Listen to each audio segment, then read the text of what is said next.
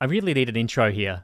This is the Work Experience Kid podcast. I've gone and started the podcast without actually knowing how to do a podcast. In the previous episodes, I learned how to interview someone. The logical next step is how to put it all together. And who better to help out than someone who has edited many podcasts? Mandy Turner, you're a podcast editor. I want to learn to do what you do. Can you help me?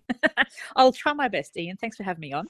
Pleasure. And because this whole thing is about learning about other people's jobs, I also have to ask you a few questions about working as a podcast editor, if you don't mind. Yeah, absolutely. Cool. Well, I feel like I should have a commercial here or a room for a sponsor. I should probably figure that out, but we could do that later. Let's get into it, Mandy. Very briefly, tell us what you're doing now in the podcast space. At the moment, I'm just editing audio. Occasionally, I might do a bit of a voiceover of an intro or an outro. Like, for example, I'm editing a podcast at the moment for a law firm in the United Kingdom, which was a really cool thing that I got over COVID lockdown because I wasn't working. So just simply editing out ums and ahs and all those sort of things. It's quite a fun little job. So that's sort of what my job entails. Awesome. Okay, well, I'm hoping I don't and ah too much so I don't have to edit those out. How long have you been doing this whole editing podcast thing? What are we in now, 2025? 10 years. I got into it in a really weird way. So I sort of won a job as a podcaster. The job I basically won was like a car journalist job for a now defunct company called Car Advice. After a few months of having that competition won, I sort of said to the boss, hey, can you give me a full-time job? Because it was just like a part-time thing.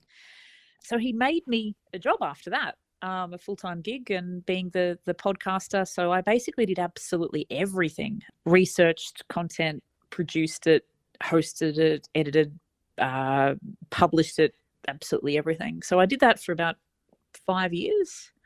Left that, and then I did some casual work with some of the workers from Car Advice at a different company, did a weekly podcast with them. At one stage at Car Advice, I was doing a daily podcast, so 5 days a week, a weekly podcast and a monthly podcast. So it was basically a full-time job. It was pretty intense.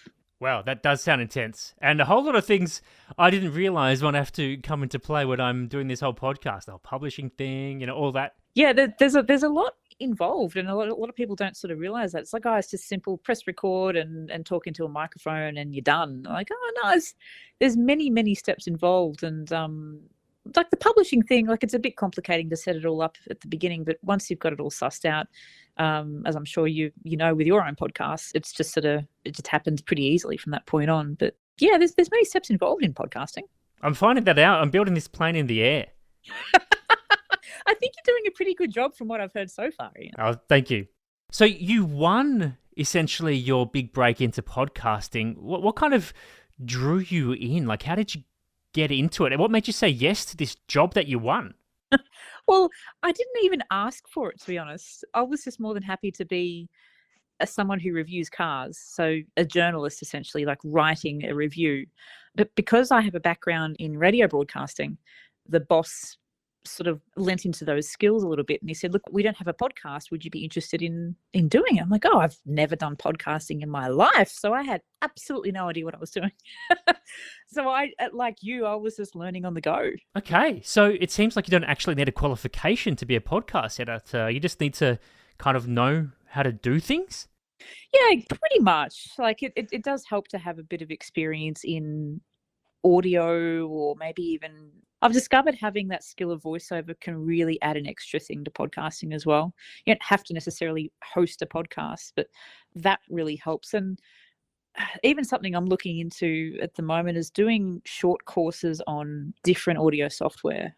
There's so many different editing programs that you can use. And if you really want to take podcasting editing seriously as an actual job, then you sort of need to know how editing software works. So is there anything special that I should be looking at, or one should be looking at if they're getting into the editing space? In terms of software? Yeah, like starting out, I'm currently in this program called Audacity. That's free, and I'm getting the hang of that. Is that good enough for someone starting out? Yeah, absolutely. That's all you really need. Like Audacity is actually a really great program considering it's free. It's got so many different things in there. And like if you're just doing a pretty basic podcast, if you're using some multi-tracking like for your intro music and you're talking over that, you can do all that in Audacity. And you can record in it as well. Like it's sort of all you need. But if you really want to get, more advanced and make your own podcast music and have a heap of guests on and play special effects and all that sort of stuff, like you can really go full on and use something like Pro Tools. Audacity is the perfect place to start out, I think, and then just make your way up to something else a little bit more complex if you want to. That can be way down the track. I'll stick with Audacity for now because I think I've figured out how to use it. You mentioned a couple of things, voiceover, radio. What is your career progression up to the podcast life? I was a breakfast announcer in Shepparton, a big regional centre, and I did that when did I start that? 2009? So I was doing that for 6 years until the podcasting came along. So you're just getting up at God knows what hour in the morning. What would it be, 4 o'clock in the morning, and doing a breakfast shift. And I suppose after the breakfast show finished at 9 o'clock, that's when some of my audio editing skills came into play, because I'd be editing promos for the next day's show, or maybe I would have pre-recorded an interview that day to play back the next day, and I would be listening back to that and editing out any mistakes I did or any mistakes the interviewee did. So little did I realize that back in my radio day, I was getting myself prepped to be a podcast editor. So you just never know when all of those little experiences and those skills can meet up to something else a bit bigger further down the track. Totally. And that brings two things to mind here. Firstly, Ed Calishaw ran us through about how to be a breakfast radio announcer in the previous episode. If you are interested in becoming one, obviously, Mandy, you don't want to become one. You've been one. But anyone listening, take a listen to that one with Ed Calishaw. Also, I read Steve Martin's biography, and when he was on Johnny Carson back in the day, Johnny Carson leant over to him and said, "You will use everything you know." And then all of a sudden, Steve Martin, he's gone from being just a comedian into incorporating banjo because he was into that, and incorporating magic because he was into that, working at Disneyland and whatever, doing all that sort of stuff. It all comes into his comedy routines, and obviously, if you look back at his progression and what he's incorporated, and now he always flogs himself playing the banjo, you can really see that he's incorporated that advice from Johnny Carson. That's brilliant. I had no idea about all of that, and that makes complete sense, doesn't it? Yeah, and obviously you are another example of this, using everything you know. Yep, exactly. You just never know.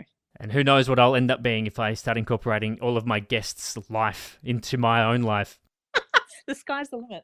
You've been doing podcasting for, 10 years now. What do you like about being a podcast editor? Well, at the moment, it's not, for me, a full-time job. So I'm basically freelancing. So I can just do it in my own time. And I like the fact that it relaxes me a bit, especially when I'm doing like a really hard edit where I'm editing out ums and ahs. If it's someone who says every second word, it can be a bit laborious. But I just find I get myself lost in this world where I don't think about anything else. And I really enjoy it. And, I look at the time, I was like, oh my God, there goes 90 minutes. I had no idea I just lost. Yeah, that flow state definitely shows you that you're doing something that you enjoy. So that means that if anyone wants to get hold of you for a podcast editing job, they should. Yes. My doors are open, or whatever the saying is. Your schedule is open for more freelance podcast editing work. If I had money, Mandy, I would give it to you, and you could do this, because I'm already nervous about how it'll end up. If you do want to get in touch with Mandy, though, I've set up a website, workexperiencekid.com. You can get in touch with me there, and we can hook you up with Mandy if you do want something done. All right, so Mandy, your career so far, you won a job to essentially be a podcast editor. You wanted to be a car journalist. From that moment to now, any standout memories over that 10 years? Really interesting. One day we were recording the Car Advice podcast at the 3AW studios. Like, you don't have to obviously go into a radio station to record a podcast, but we had a contract with these guys, and we were in the middle of recording it. I had 2 other co-hosts with me, and John Deeks, come on down, that guy. Yeah. From The Price is Right, he walked past, and he looked at us and we looked at him like, oh, he looks familiar. And he came and knocked on the door and said, hey, I'm just interested. What are you guys up to? What are you doing? What are you recording? And we said, oh, we're just doing a car podcast. And he's like, oh. And I said to him, do you want to join us? He's like, sure. So, yeah, we walked in and we recorded a whole hour of talking about cars with John Deeks. That was hilarious. And the other standout, I suppose, I did a podcast in the UK for the Goodwood Festival of Speed. Is that a drug podcast? What do you say, a drug? Oh, you said speed. I've got no idea what this is. No, it's a car racing event, like one of the greatest ones a car enthusiast could go to at this rich guy's mansion, and they just race very, very expensive cars around a track. So yeah, flew me there to do that, do a few other stories, and I recorded a podcast that I did it in the vein of the present day. So you're listening to it and saying, I am here right now listening to this. And I had a lot of fun with it because I recorded sound effects as I was going. So I was recording the sounds of cars driving past so I could edit those into the podcast in post-production. And it ended up getting nominated for a podcast award. Oh, amazing. Yeah, so that was pretty amazing. It was only just a half-hour podcast, and it sounded good because once you put those little sound effects in, it really adds to that atmosphere, and it really made you feel like you were right there at Goodwood Festival of Speed watching it. Oh, amazing. That was a podcast I was pretty proud of. And so you should be. And obviously being nominated for an award is a nice little cherry on top. Yeah, absolutely. Yeah. The National Podcast Awards is really, really growing now. Like you've got the Australian Commercial Radio Awards, but now like the podcasting awards are sort of coming into its own thing now. So that's always something that if you really want to get serious about podcasts, you can work towards a goal of winning a podcast award. I'm coming for your podcast award once I figure out how to do this whole thing. Awesome. You've just mentioned the standout memories. Any spectacular failures on the other end of the spectrum? Yeah. So I learned a very quick lesson. Listen to the whole podcast all the way through when you're editing it. Don't just assume that, oh, yep, that's fine. There weren't any mistakes in there. I think it was my second or third week editing the Car Advice podcast, and I wasn't listening to the whole thing. And so the podcast went to air with my co-host saying, oh, shit, can we delete that? I fucked up. Yeah, so that's luckily one of our hardcore listeners picked up on it really early on and said, hey guys, you might need to take this down and edit that out. So yeah, that was a lesson learned. Listen to every single word on the podcast when you're editing it. All right, that's noted down. One thing I did just check is that I was recording. Oh yeah, I've been there, done that. That's not great. Do you have to re-record everything and just pretend like that conversation never happened? Yeah, and you've got to have, if someone said a joke and they say it again, you've got to pretend that that's the first time you've heard it. And oh God, tell you what, there was one time we were recording a podcast outside of our studio at a BMW dealership, and we were having some issues with the equipment, and we were so far away from getting back to the office we didn't have time, and I wasn't too sure whether it was actually recording. So I thought, you know what, like, we need a backup. So I just sat my phone in the middle of the table, opened up the voice memos app and pressed record. And if I didn't do that, we would never have had a podcast because the other equipment completely failed on us, and I didn't know until I got back to the office. Oh, that's some good thinking. Whoa. So yeah, it's always good to have backup plans, or, even like if you can afford the money, some backup microphones, if you've got a really important guest. Yeah, those little things, don't go astray. I know we're going further away from podcasting, editing more into recording, but that's the way I've sort of worked. It all works together. You need to record to edit, I suppose. What don't you like about podcast editing? It can get a bit monotonous sometimes. You're mentioning the ums and ahs and getting rid of those. Do you have to get rid of all of them? No, it just depends what the client wants. Sometimes you get clients say, look, this doesn't need editing at all. Just snip the intro and the outro, make sure it's clean. Some clients will say, yes, delete every and ah or breath. I don't like deleting breaths. It just makes it sound very unnatural, because I've discovered if you delete breaths, the listener is also holding their breath because they're waiting for that person to take a breath. Right. So it's like a listener fatigue is going on and you don't even realize it. So if clients do say, no, I want to delete breaths, I actually would suggest not to do that. There was a job I did a few weeks back. They said, oh, yeah, can you delete the ums and ahs? And this guy, literally every second word was and ah. And to give you a sort of an idea on how long an edit would take, for example, a 30-minute podcast recording, just doing like a general edit of that, you need to double that time. So it would take you about 60 minutes to edit it because you're stopping the recording so often to delete things. So a heavily and ahhing podcast would take me about 90 minutes to do. Wow. But it can be time consuming. And very monotonous, as you say, getting rid of those little things here and there. I guess that's only if it's someone who says and ah every second word. Otherwise, it'd be fairly good. Yeah, that's right. Yeah, it's usually pretty good. Some people might stumble over some words. You take those out. It's really good to have a good ear for that sort of thing and leave gaps where they're needed. You don't need to delete every single gap. I'm writing all this down because I'm obviously learning. Now, let's look at the skills that I would need to become a podcast editor. And obviously to edit my podcast, you shared some already.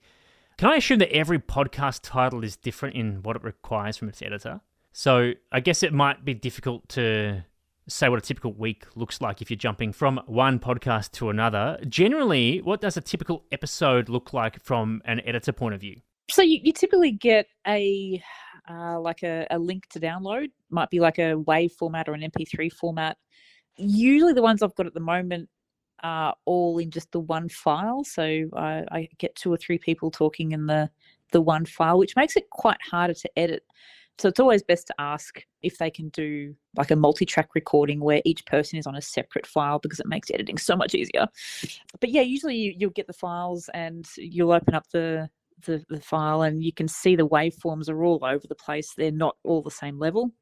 So the first thing I would do is put a filter through that to normalize it, to make all those levels sound okay, because the last thing you want to be doing if you're listening to a podcast is turning the volume up and down because one person's a soft talker and the other one's a loud talker. So that makes it easier for you to listen to. And yeah, so I'll just get that through if there's any instructions from the sender to say, look at this duration at 31 minutes and 21 seconds, this person stuffed up and they re-recorded the question, can you delete that out? So if I get any time markers like that, I'll actually go through the recording before I start editing and put a marker in it, sort of like a chapter in a book, so I can go back to that and edit that out so I don't lose that time marker. And then just start from the very beginning and just start editing it and saving every few minutes. Oh, yeah. Especially if you're working with a program that doesn't autosave. So I know most of them do these days. But yeah, so once that's done, some podcasts will require a top and a tail, so music at the beginning or the end. Put that in, save it down, send it back off to them, and most of the time they're pretty happy with it, or otherwise I might come back and say, oh, you know what, no, we need to change this bit or whatever. So look, it's pretty cruisy most of the time. And so you're obviously receiving a packet of, recordings. Are you ever out on location as the editor? I know that's a different skew to the role, but would you ever go out? Yeah, I would if I ever had the opportunity. I haven't, especially with freelancing. That was probably more in my car advice days as a full-time podcaster. So is there anything I should be doing at the recording level to help me out at the editing level? You mentioned like recording on different tracks, which is a very handy point. Anything else? It's good to have a good microphone or recording equipment because that really helps. If you've got a bit of a shitty sort of microphone, you got to do a lot of extra work in post-production to make that sound better. Also, the environment helps a lot. Somewhere quiet? Yeah, so don't go and sit in a bathroom or where it's, echoey, or outside where there's planes flying overhead or birds or cars driving past, because that also makes the editor's job very hard. That's something that you really can't avoid. And sometimes you'll get a client saying, oh, can you delete those birds twittering in the background? I'm like, oh, sorry. Because someone's talking over the birds, right? Yeah, you can't get rid of that stuff. Like, I mean, there probably are ways to do it if you've got the likes of what I mentioned earlier with Pro Tools. That's really getting into serious stuff. But podcasts, you don't really want to be spending that amount of time editing that sort of stuff. So, what skills do I need to be an audio editor? You've mentioned a handful, but just real quick, if you can list a couple. Definitely having that good ear of just knowing how to make conversations sound natural. Definitely having a little bit of skills in editing audio will help, but you can do that yourself. You can just open up Audacity and open up an audio file or record something in there and just have a bit of a play around with doing that. And the more practice, the better with that sort of stuff. Yeah, you definitely need some patience. That's helpful for me with not many skills. That's good. You've told me basically what makes someone good at their job. So what might be some undesirable traits of a podcast editor? You know what? I had to think about this, and I actually couldn't really think of any. One thing that comes straight to the top of my head from what you've said so far is maybe like you need to be a good collaborator. You've got your hosts, you've got whoever's recording, maybe a producer. Obviously, from what you're saying about working with clients, they're like, oh, please remove all the breaths for argument's sake. And you go, no, actually, maybe that's not a good idea. That's good collaboration. Maybe an undesirable trait would be someone who is like my way or the highway. That's actually a very good point. Yeah, because that's also a very quick way of losing clients. Being a good listener and being able to offer suggestions where it's needed makes your life easier too. Add it to the list. Now, I'm coming to you wanting to, become a podcast editor. What would you ask someone like me who wants to start in the industry to see if they are suited to it? Ooh, do you have the time to really put the time into podcasting? Because most podcasts aren't just a one-off thing. So if you find a client that likes your work, you're going to have to put time aside to edit either a daily, a weekly, fortnightly, a monthly podcast. So you're always going to have that there for you to do. Can you deal with picky clients as well? You'll get probably a fair amount of clients sending podcasts back to you saying, nope, this is not right. Can you do this again? Or can we edit this into this part because this question wasn't right? Or I think you need a fair amount of patience for that. So yeah, I'd be asking if you're capable of doing something like that. I have a fair bit of time up my sleeves, so that's not an issue for me. I think it's a time of the pod where I ask you to set me a challenge. Because in this podcast, I'm asking each guest to set me a task. I then give it a go. It's the Work Experience Kid podcast. I'm the Work Experience Kid. I'd like to give being a podcast editor a go. Obviously, I'm starting this pod. Do you have any thoughts about what I should do? Ooh, so I'm assuming you've got like an intro sorted out? No, I don't. So should I be making one? Yeah, I think it's definitely great to have intros worked out, because if a listener is listening to multiple podcasts back to back, you want to be able to know when the start of a podcast is happening and the end of it. So that's always a good thing to keep in mind. And also, like, I've always thought intros are great because you know what you're going to be in for the next episode. So I think, yeah, like a quick summary of what the podcast is about really, really quickly, then into who the guest is, what they're going to talk about, and all wraps up in a matter of, 30 seconds. Okay. Like a hook, I suppose. I'm talking radio talk now, but it's something to keep that person listening throughout the podcast. So yeah, intros are pretty important. Like trailer is also really good to have as well. Oh, all this stuff that you... Yeah, someone who's new to your podcast and wants to know in summary exactly what it's all about, that's a really good thing to have sussed and make sure it sounds shit hot, because that sets you up for the entire podcast then. Okay, cool. So the task is 3 things. What were they again? So I'd love you to make a trailer for your podcast, an intro for your podcast, and then an intro for the tasks. And I want you to make it sound shit hot. I'm a bit nervous about this. Make it shit hot. Is this really gone from, okay, I could do this, to, okay, I'm not sure. Let's see how we go. Just quickly, any tips that might help me prepare for this task, the trailer and the 2 intros? Like, for example, if you're doing the voiceover, just be natural as possible. Just in your normal voice. You want to sound relatable. So yeah, that's definitely it. And don't overproduce the music. Well, I'm not a great editor anyway. I'm learning how to do it, so I'm sure that won't be too hard. All right, good. Let's check back in the next episode. You can let me know how I went, and maybe you can choose whether you might hire me or not if I was going for a job. I cannot wait for this. So yeah, I've got a task to do, or 3 tasks to do. See how I go in the next episode, the one directly following this. And to make sure that episode lands in your podcast feed, make sure you follow. And while you're at it, give this pod 5 stars. See you next time.